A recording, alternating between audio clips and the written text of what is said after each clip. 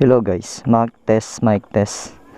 So ito, matetesting natin yung liwanag nitong dashboard, tsaka kung ilan yung lalabas na voltage dito sa ating voltmeter.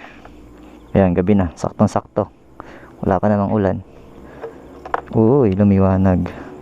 Kumparahin nga pala muna natin siya. So ito nga pala yung dati ko na kinabit.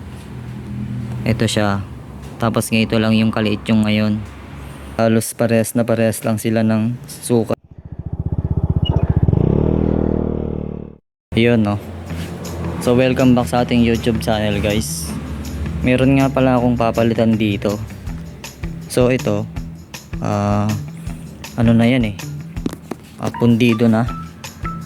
Subukan ating start. Ay i-open yung ating susian.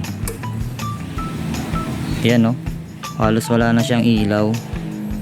Tsaka bukod sa wala na siyang ilaw, hindi pa siya kasya rito kasi malaki siya.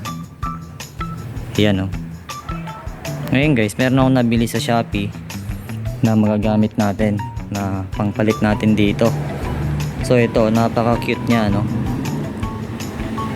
Ayan o, maliit lang siya. Kumbaga kapares lang siya nung stock. Ngayon guys, i-install natin siya dito. Papalitan natin yan para lumakas na agad para lumakas na ulit yung ating dashboard. Lumiwanag na. Kasi nahihirapan ako, hindi ko makita kung ilan na ba yung gasolina ko, kung paubos na ba, kung nasan na ba yung ating milyahe. Hindi ko na rin yun makita kapag. So ito, i-install natin. So tatanggalin ko muna to bago natin ito may kabit. Ayan guys, so natanggal ko na at naikabit ko na rin yung bago. So ngayon subukan nating i-open yung ating susian kung malakas ba to. Wala. So babalik ta rin lang natin yan. Pag ayaw umilaw, babalik ta rin lang natin to.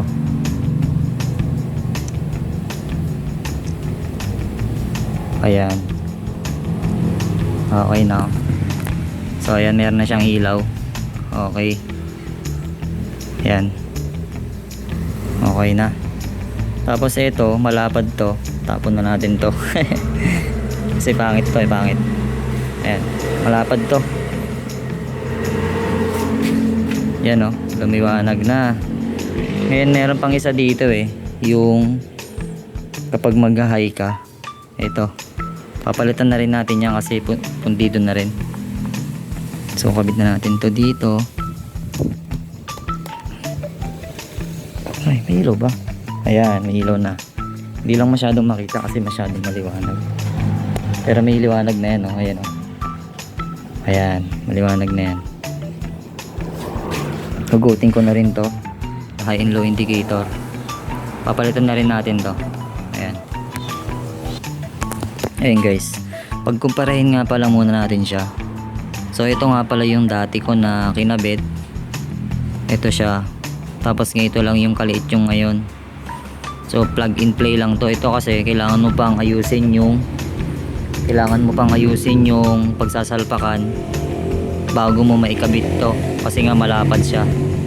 Kung kukumpara mo naman talagang malapad. Okay, ngayon ikabit na natin to sa may ating high and low indicator. Ayan, ito na nga yung ating high and low indicator. So bukutin natin to. Ayan diba? Kung mapapansin nyo yun mga boss, halos pares na pares lang sila ng sukat ng size. No? Kaya plug and play lang. Kung yung kasing dati, nung malaki pa lang yung nakakabit, hindi talaga yan nakasalpak ng mabuti dyan. Baga nakaluwa yan dyan, tapos konting pasok mo lang. Parang maiipit lang ba? So ngayon ito na siya. Okay, kabit na natin siya dito. Ito na siya guys. Okay, ilaw na. Okay. So ayun guys, okay na. Naikabit na natin lahat. So yung link nito guys, lalagay ko na lang sa description para kung gusto nyong magkabit din or palitan nyo inyong mga ilaw pwede.